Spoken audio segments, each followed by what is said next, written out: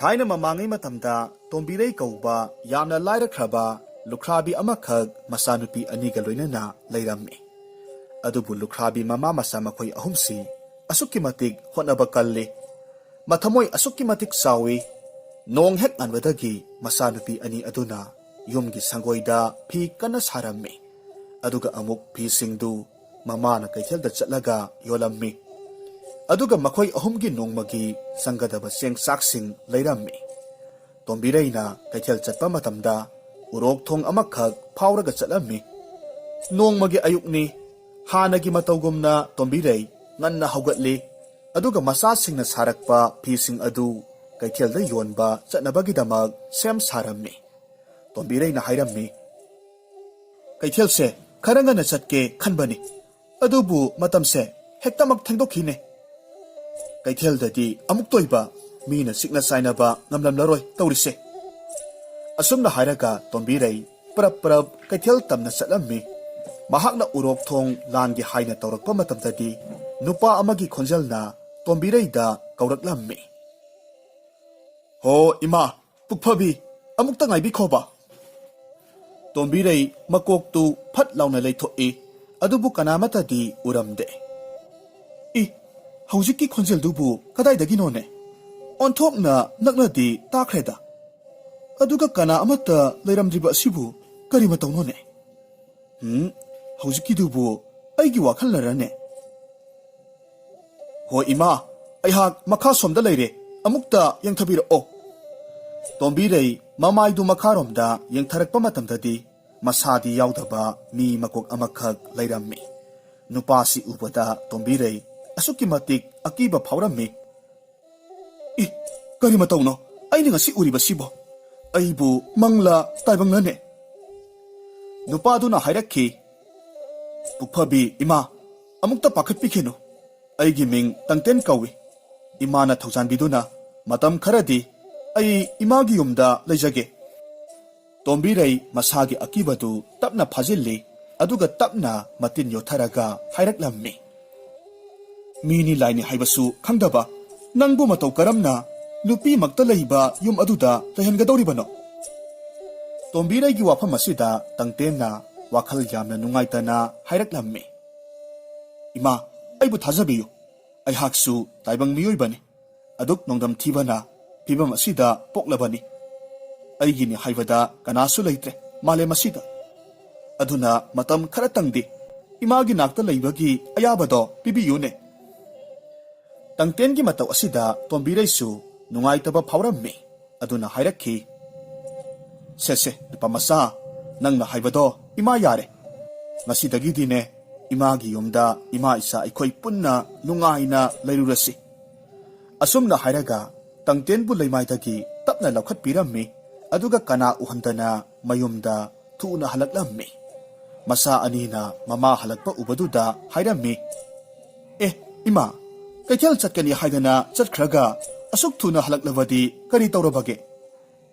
Haujik ayuki thongnanaba sengchakti pubiraklabra.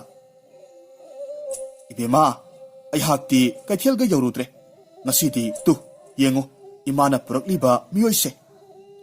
Asi hairaga masa yaudaba tangtengi makoktu leimaida masanupi anigi mamangda thammi. Matausi urubada masanupi anidudi asukki matik pakhatammi.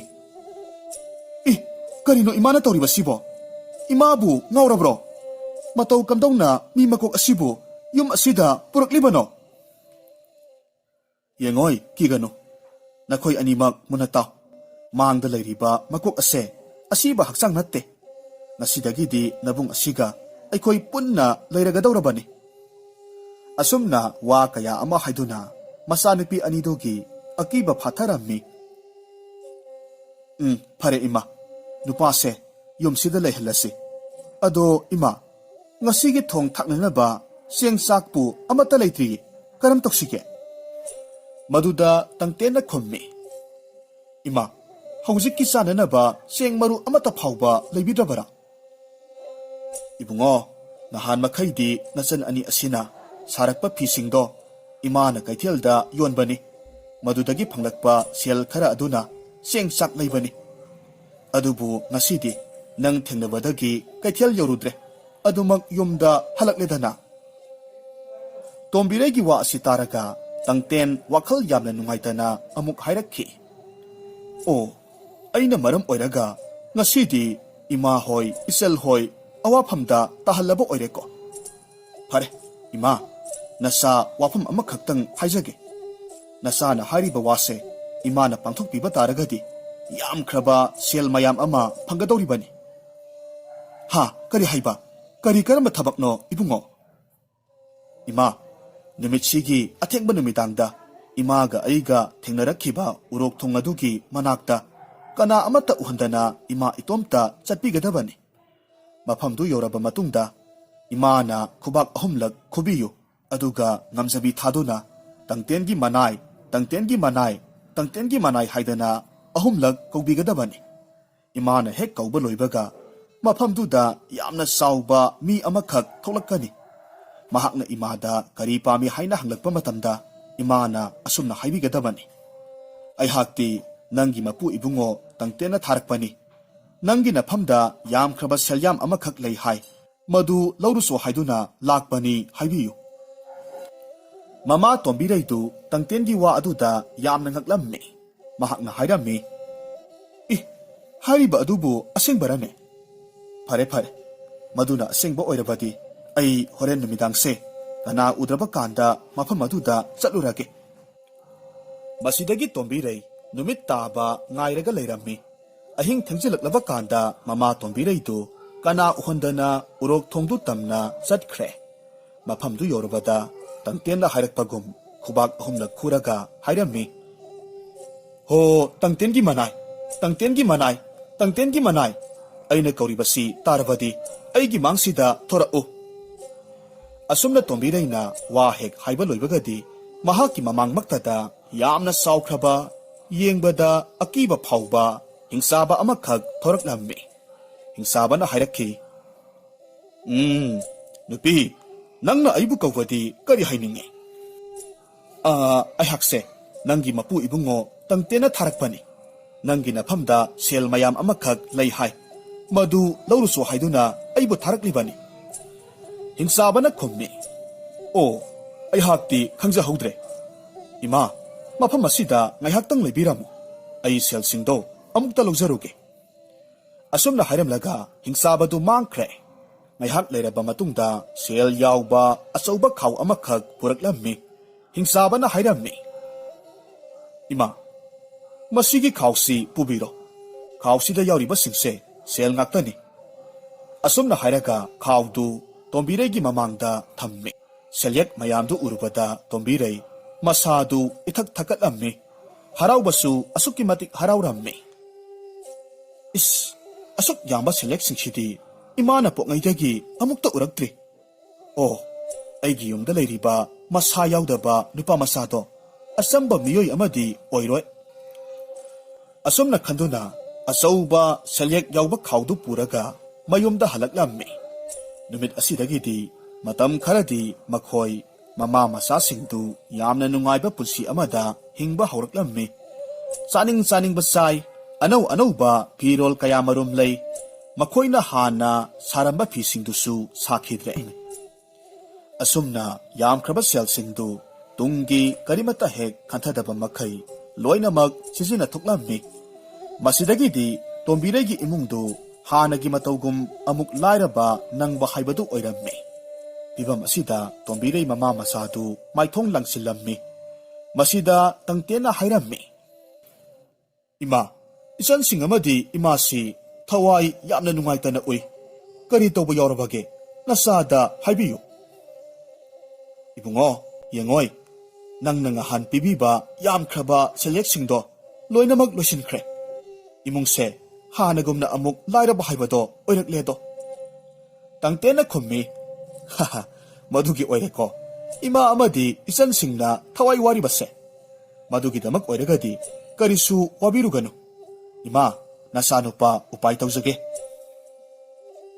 tombirei yamna khangningna hangi ha kari upai ima hanagi matawgumna horen athengbase urok thongdugi manakta chatpiro aduga hanagumna tangten gi manai haiduna ahumlak kaubiyu aduga sana pirau haina haibiyu tombirai wa anirak hanba tawdana thabak tu pangthoknabagi damak sem saraga leikhre haina khiba matam yoksilakle thawai panba pumnamak mahoksa kaubi lairenbi magi phampakta nungaina pothana khre marak marakta lapna kaujing haru khongba natana karimata hek takhidre adubu tombirai di masada aki tujungba maset amata yaudana tangtena hairakpa urok thong adu tamna laklammi mafamdu yorobada ahingdugi asikpadu thugairaga hairammi ho tangtengi manai tangtengi manai tangtengi manai aina kauribasi tarabadi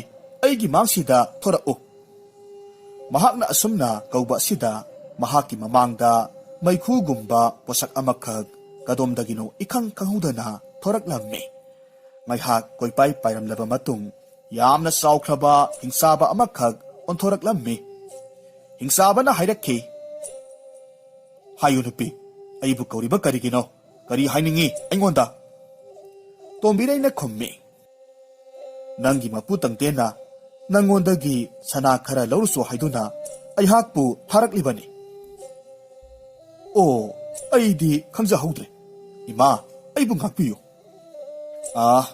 mafam asida ngaihak leibiramo ai sana singdu amukta lawrukhige asumna hairamlaga hingsabadu mangthokkhre ngaihak leiragadi saukhraba sana ngakta yawba khaw amakhak puraklammi aduga tombireida pirammi hingsabana hairakhi ima se nanaigi leijaba sana lupa pumnamak imada loinamak sinazarabani tombirei sana singdu ubaduda taiphet taruraba maithongdu momon taurammi aduga sana singdu puraga mayumda amuk halaklammi tombireigi mama masa singdu sana lupa mayamdu phangjabadagi amukka hena nungaiba punsi amada hinglammi hek yengbada ningthijakhraba yum semlammi setliba phirol singdusu rajkumari dagi taramde asumna sana lupa singdu loinamak sijina thoklammi adubu tangten leibana awabadi oiramde asumna matam khara haukhre nongmadi ikhang khanghodana tangtena mamada hairammi ima ngasidi aihak imada wa amata haijage leibak asigi ningthaugi amata ngairaba sakta suda watrabi ningthau masanupidu aigi oinanaba amukta haina biruso tangtengi wa asida mama tombireidu yamna ngaklammi tombireina hairammi karinone lupa masa madugi wadubu ningthauda karamna hairuni wadu hek hairubada aibu angaubini haidana hairakadawribani tan chadrabadi ningthongna saudana matik mapa sadana masanupi pami haiduna aikhoibu hatkiba yaribani nate madugi wado imadi hairuba ngamloiko lupa masa handakti tangten maithongda asauba utuna hairakhi ima aina haribase tawbiyu nahan makhaiga manadaba tangtengi mataw asida mamadu khajiktang akiba phaurammi masidagidi upai leitrabasu leitana tombirei ningthina set charammi aduga ningthaugi konungda laklammi tombireina hairammi iningthau ibungo nanaina ikok lebak tana khurumjari ningthauna hairammi nupi nangna ningthau aigi nakta lakpadi kari hainingi karisu singnaba leitana hayo tasi ningthaugi wa asida tombireidi hena mi pairammi masadu humang anapi kangi masagi akibadu mathanta tapna phajinje aduga tapna hairaklammi iningthau ibungo nanaina lalaba kada ngakpiyo soiraba kada kanbiyudo nanai aigi isanupa amakhak lei mahak adugi damak iningthaugi sakta suda watrabi rajkumari adubu imau oijaragi haiduna haiba lakcharibani mahaki wafamsida ningthaudu saubagi mahut ngaihak wakhal munna khalli aduga tapna khumlaklammi nangumba misam amana leibak amagi ningthau aigi isanupibu luhongba pami haiba hoi iningthau asengba makni nanay aigi isado asamba mi natedo yamna matik magun sauba isani. Phare phare adudi nupi aina nangi nasa aduda hayengsi sanging anikak tawgani masida mana mamai pakpa taragadi haina khibagi matung inna aina aigi amata ngairabi isanupi Rajkumari se nangi namau oina pige aduga karigumba hariba sanging asida maithiba tarabadi ningthau aibu sitabagidamag angang orangani ko. Ahanba sanging oina yengu aigi konung asigi mamangda leiriba saukraba singjau ase numit kunnigi manungda loinamak leitiem manana temthokadabani adugane yamna phajakraba leikon amakak ohengadabani aina hariba wase nasanupa aduda tamjaruro satlo ningthaugi wafamsi taruba matamda tombirei swai lawi aduga amuksu mathanta khalle is karamno ningthaugi wafam asidi aikhoi soidanamak siba taredako masa yaudaba mahakti lairadana karamba taibang miyoibana ngamgadoribano masidagidi ningthau khurumlamlaba matung wakhal nungaita mayumda hankre mamana wakhal nungaitana halakpadu ubaduda tangtena hanglammi ima kari haina biraklabage aduk wakhal nungaitana halbirakpadi kari torabage ibungo aikhoigi hingpham leitre aina masi thokani haidana kayarak hanna nangonda chatanaba haikhibani ima adubu kari torabage haiba tombirai wakhal yamna nungaitana hairammi numit kunni asi phawbagi manungda ningthaugi konungdugi hek mamangda lairiba singjawdo loinamak temkhayu aduga phajaraba laikhan suna satpa laikon amakhak ohengadabani hairi karigumba ngamdaba thoklabadi aikhoi punna angang olangani hairine haha ima adugi oireko imana aduk thawai nungaitana yumda hanbirak ibase ima wafam dugi oiragadi karisu waruganu thabakto karisu leiba thabak natte nungaina dum pothabiyu asumna hairaga tangten wakhal yamna nungaina karisu thawaidana leirammi asumna numit 19 haukhre matamasida mama tombirei dudi asuki matik mathwai warammi asomdasu ningthongna mahakki mangda lairiba singjawdu nungti numit khudingi yenglaga leirammi adubu karisu ahongba leitabaduda ningthongna khalammi nupiduna hariba wa aduga hayengda ngairaba matam asi phawbadasu singsidi masi phawba lengdrine phai matik mapa sadana ningthau aibu karemnabagidamag hayeng inung hek nganbaga matik saba dandi pigedo asomna hairamlaga ningthau tumba changki asomdasu hayengni haibagi numidang asida tangtena mamada hairammi ima hanagi matogumna urok thongdugi manakta chapiru aduga hanagi matogum tangtengi manai haina ahumlak kawbiyu aduga mangonda asumna haibiyu nangi mapu ibungo tangtena ningthaugi mangda uriba achauba singjawdu masi ahingsina loidringai matam loinamak temthuktuna mamangda amukta ukhidriba laikhan suna satpa laikon amakhak ohello haira ihaina tambiruso masidagidi mama tombireitu yamna thuna urok thongdugi manak tana chatkhi urok thongdu hek yobagadi tombireina hauna kaurammi ho tangtengi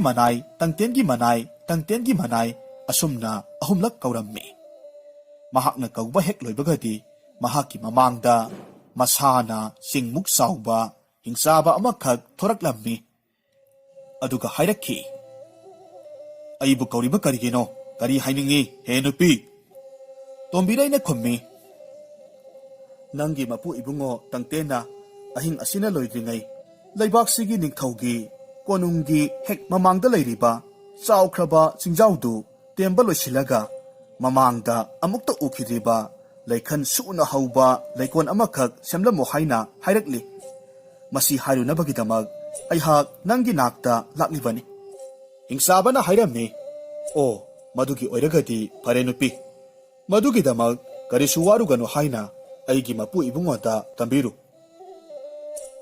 ꯑꯁꯨꯝꯅ ꯍꯥꯏꯔꯝꯂꯒ ꯍꯤꯡꯆꯥꯕꯗꯨ ꯆꯤꯡꯖꯥꯎꯗꯨꯅ ꯂꯩꯔꯤꯕ ꯃꯐꯝꯗꯨꯗ ꯆꯠꯈ꯭ꯔꯦ꯫ ꯉꯥꯏꯍꯥꯛꯇꯗ ꯆꯥꯎꯈ꯭ꯔꯕ ꯆꯤꯡꯖꯥꯎꯗꯨ ꯂꯣꯏꯅꯃꯛ ꯇꯦꯝꯊꯣꯛꯂꯝꯃꯤ꯫ ꯑꯗꯨꯒ ꯃꯅꯝ ꯅꯨꯡꯁꯤꯔꯕ ꯂꯩ ꯀꯌꯥꯃꯔꯨꯝ ꯆꯤꯡ ꯑꯗꯨꯗꯒꯤ ꯅꯤꯡꯊꯧꯒꯤ ꯀꯣꯅꯨꯡ ꯃꯅꯥꯛ ꯇꯝꯅ ꯊꯥꯔꯝꯃꯤ꯫ ꯑꯁꯨꯝꯅ ꯑꯍꯤꯡꯗꯨ ꯍꯧꯈꯤꯗꯨꯅ ꯅꯣꯡ ꯉꯥꯟꯊꯣꯔꯛꯂꯝꯃꯤ꯫ ꯅꯤꯡꯊꯧꯗꯨ ꯐꯃꯨꯡꯗ ꯑꯁꯨꯝ ꯂꯩꯔꯤꯉꯩ ꯃꯅꯝ ꯅꯨꯡꯁꯤꯕ ꯑꯃꯈꯛ ꯅꯝꯂꯛꯂꯝꯃꯤ꯫ ꯀꯔꯤ ꯃꯅꯝꯅꯣ? ꯑꯣꯟꯊꯣꯛꯅꯁꯨ ꯅꯨꯡꯁꯤꯈ꯭ꯔꯦꯗ ꯑꯌꯨꯛ ꯑꯁꯤꯗꯕꯣ꯫ ꯑꯁꯨꯝꯅ ꯍꯥꯏꯔꯒ ꯅꯤꯡꯊꯧꯗꯨ ꯐꯃꯨꯡꯗꯒꯤ ꯍꯧꯒꯠꯂꯝꯃꯤ꯫ ꯑꯗꯨꯒ ꯃꯍꯥꯛꯀꯤ ꯊꯣꯡꯅꯥꯎꯗ ꯌꯦꯡꯊꯣꯛꯂꯨꯕ ꯀꯥꯟꯗꯗꯤ ꯃꯍꯥꯛ ꯉꯛꯄꯅ ꯃꯃꯤꯠꯇꯨ ꯀꯨꯞꯈꯤꯗ꯭ꯔꯦ꯫ ꯉꯔꯥꯡꯇ ꯃꯄꯣꯞ ꯀꯥꯏꯗꯅ ꯂꯩꯍꯧꯕ ꯆꯤꯡ ꯑꯗꯨ ꯂꯩꯔꯝꯕꯒꯤ ꯃꯍꯨꯠ ꯂꯩꯈꯟ ꯁꯨꯅ ꯁꯥꯠꯂꯕ ꯂꯩ ꯀꯌꯥꯅ ꯍꯧꯔꯒ ꯂꯩꯕꯗꯨ ꯎꯕꯗꯨꯗ ꯅꯤꯡꯊꯧꯗꯨ ꯌꯥꯝꯅ ꯉꯛꯂꯝꯃꯤ꯫ ꯅꯤꯡꯊꯧꯅ ꯍꯥꯏꯖꯔꯝꯃꯤ, ꯀꯔꯤ ꯃꯇꯧꯅꯣ ꯇꯧꯔꯤꯕꯁꯤꯗꯤ? ꯅꯨꯄꯤꯗꯨꯅ ꯍꯥꯏꯔꯝꯕ ꯃꯍꯥꯛꯀꯤ ꯃꯆꯥꯗꯨ ꯑꯆꯝꯕ ꯃꯤꯑꯣꯏ ꯅꯠꯇꯦ ꯍꯥꯏꯕꯗꯨ ꯆꯨꯝꯂꯝꯕ ꯇꯥꯏ꯫ ꯉꯔꯥꯡꯗꯤ ꯂꯩꯍꯧꯕꯅꯤ ꯆꯤꯡꯖꯥꯎꯁꯦ꯫ ꯑꯗꯨꯗꯤ ꯃꯊꯪꯒꯤ ꯆꯥꯡꯌꯦꯡꯁꯤꯗꯤ ꯀꯔꯤ ꯑꯣꯏꯅ ꯄꯤꯁꯤꯒꯦ? ꯂꯩꯔꯦ꯫ ꯍꯩ, ꯀꯅꯥ ꯂꯩ?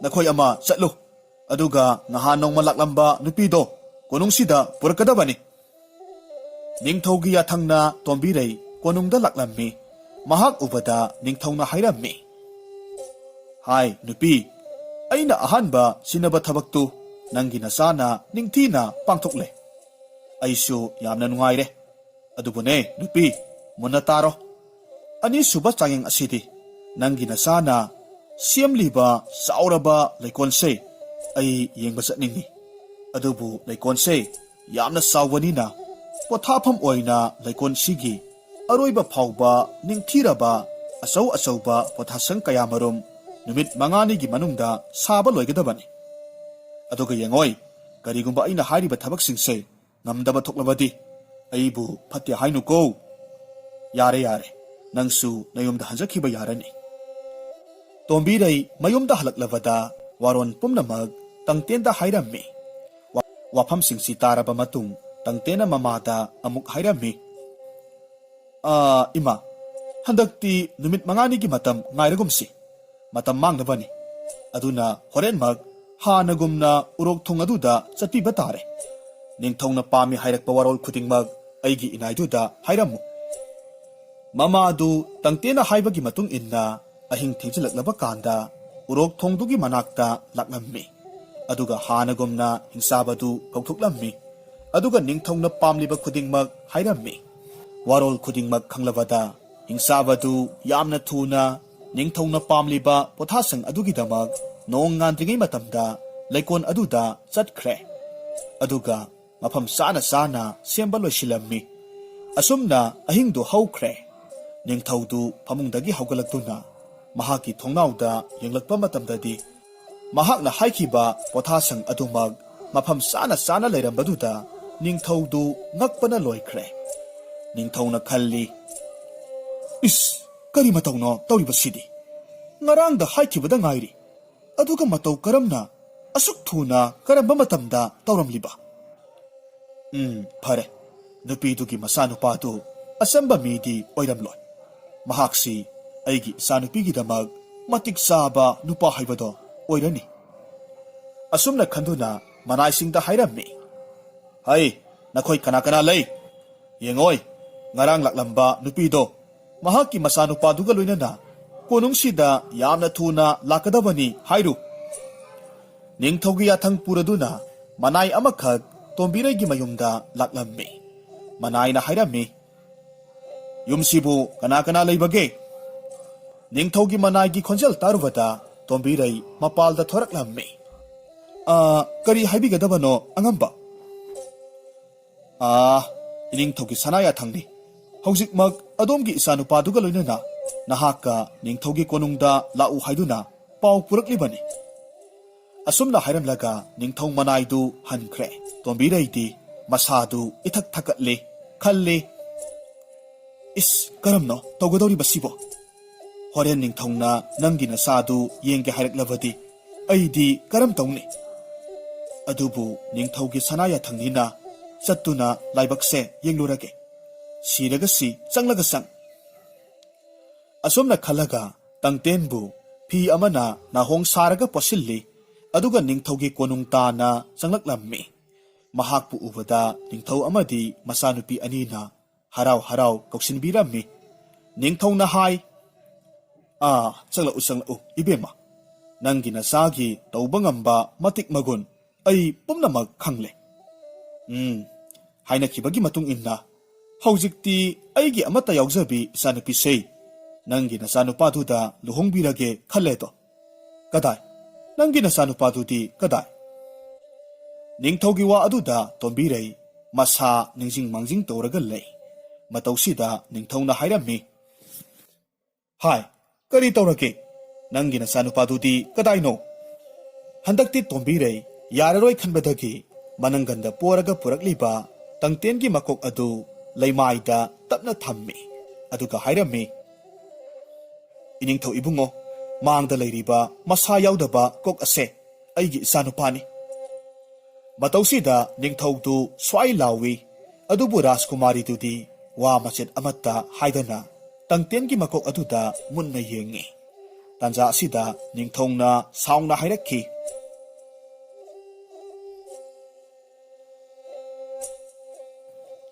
Hai, karino tauribase? Ningthau aibu usikkibara? Asuk phibam sadaba nasa asiga aigi amatta yaujabi isanupiga luhongani khalibasibu karamba kokno? Hai, kanalei masigi mama masasi punsilu hai. Mapa ningthaugi wasi tabada Rajkumari yamna thuna hairaklammi. Nakhoi kana amatana makhoi anibu phaba yaro. Ipa ibungo mamang matamda pabungna haibikhiba wafamdo mama masana pangthokpa ngamkhrabani. Aduga haujikna leibak amagi mapa mapi oiriba pabungna adumna haikhiba wangaktrabadi miyamna soidanamak noknakhini. Madugi sumathakta nupa ase aina thamoi sengna nungsije. Aduga pabungna haikhiba matung inna aihakpu nupa asida luhongbiyu. Masagi wasi tarwada ningthaudu mathanta ikairammi. Masidagidi masana pamjabagi matung inna leibak miyam khangna tangten amadi Rajkumari makhoi ani sauna luhongbirammi. Hariba numit asigi numidang asi angakpagi matawni. Masa yaudaba tangtendu masak mataw yamna phajakraba nupa amakhak onthoraklammi. Matawsi ubaduda Rajkumari dudi asukki matik ngaklammi amadi haraubagi ngamkhaisu leiramde. Tangtenna mamangi matamda mangonda thokhiba thodok pumnamak Rajkumari ki mafamda tamlammi. Rajkumari ki singnaba pumnamak kokhallammi. Mataw asomna hariba numit asidagi huduna tangten amadi Rajkumari yamna nunga yaipana panminnakhi.